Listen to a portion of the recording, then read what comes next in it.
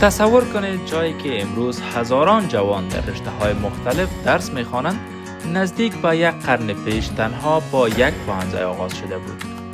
پوهنتون کابل در سال 1932 با تأسیس پوهنځی طب به عنوان نخستین نهاد تحصیلات عالی افغانستان شکل گرفت.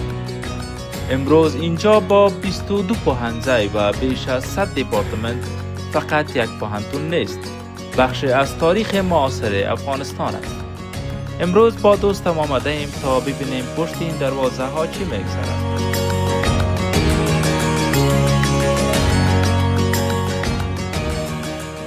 خب دوستای قند، امروز آمدیم اما تو برای گردش در پوهنتون کابل. یک جایی است که بسیار فضای خوب داره. ما قبلا هم اینجا آمدیم دیگه. همچنان امروز بریم قبر سید جمال الدین افغان هم براتون نشان میدیم. دیگه میگردیم چهار دو بغل پوهنتون با ما باشیم.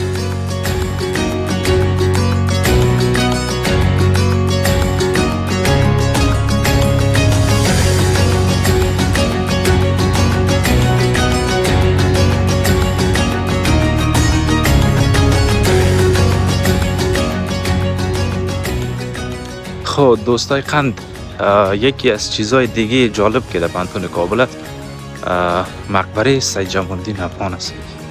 دیگه ما اینجا از بسیار از دوستان شنیده بودم. دیگه امروز شخصا میخوایم بر شما نشان بدم. دیگه همراه ما مهمان همیشگی ما، دوست ویژه ما است. دیگه خدا کنه که بتونیم شما را سرگرم کنیم.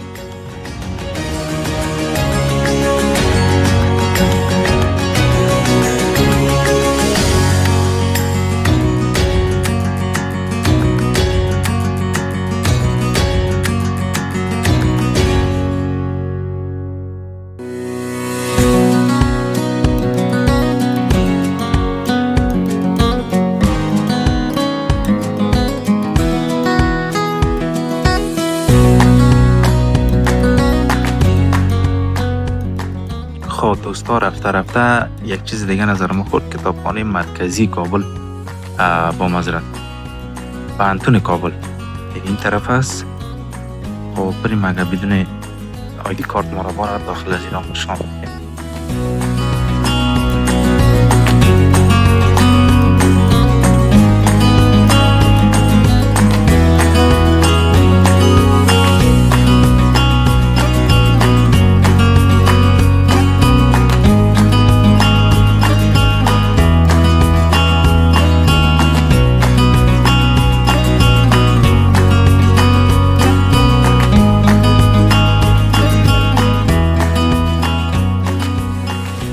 خب دوستای عزیز، کتابخانه مرکزی پوهنتون کابل گشتیم.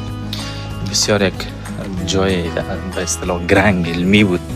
کلر دیگه هم تو یک سر علم بود. کسی که حوصله‌اش داره و شوق کتابخوانی را داره، بیاین از اینجا کتاب برشان داده میشه، میتونن مطالعه کنین.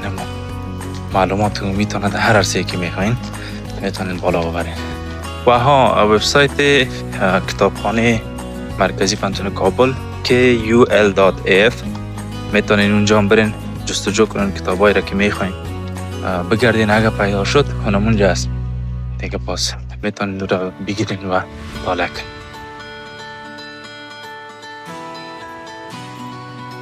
این پوهنځی ریاضی است. خب جان اینجا امتحان کنکور ما را اینجا داده. نمی پوهنځی؟ نمی پوهنځی. چی شد باز کنکور نتیجهش بدلت نبود؟ داخل خاص باشه. بدلت نبود؟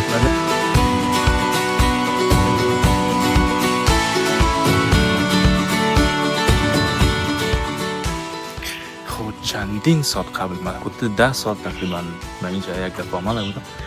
گیروبارش بسیار زیاد بود. یعنی هنوزم در ذهنم مانده که بسیار محصل بود اینجا. حالی هم خوب است، شکر خدا.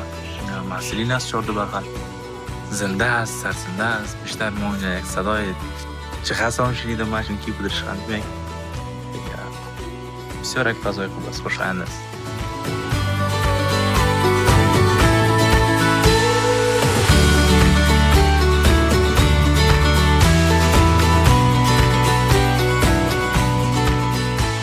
خب با کمال تأسف مقبره دروازش بسته بود دیگه.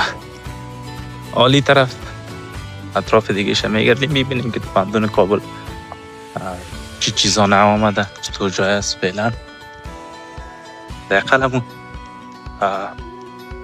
یک فضای سرسبز بسیار خوب داره. یک جایی است که خوب برای عموم باز نیست، ولی اگر شما از روی کنجکاوی بیاین بگردین ببینین اکسپلور کنین، یک جایی است که طبعا مطمئن هستم خوشتان میاد. فضای اکادمیک است برای محصلین. خب میفهمی و بچن پیشنهاد چی است برای محصلین؟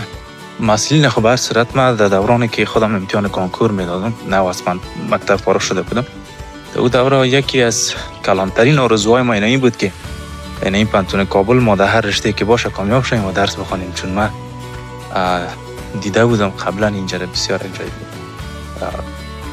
کلان و بسیار یک جای اکادمیکی منظم است.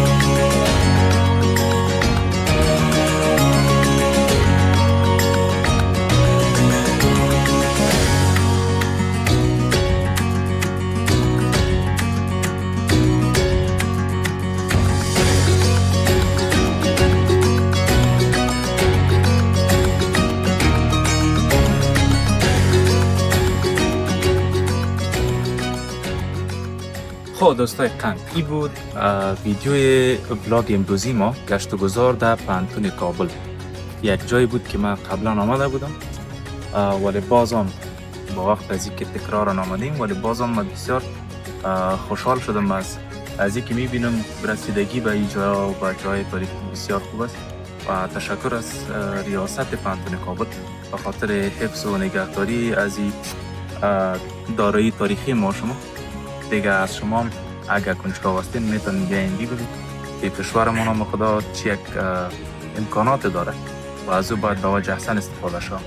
دیگه خدا کنه که بلاگ امروزی خوشتون آمده باشه. اگر میخواین که بلاگای بیشتر مثل از ساخته شود ویدیو را لایک کنین، نظراتتون کامنت کنین و منتظر ویدیو بعدی باشین. تا ویدیو بعدی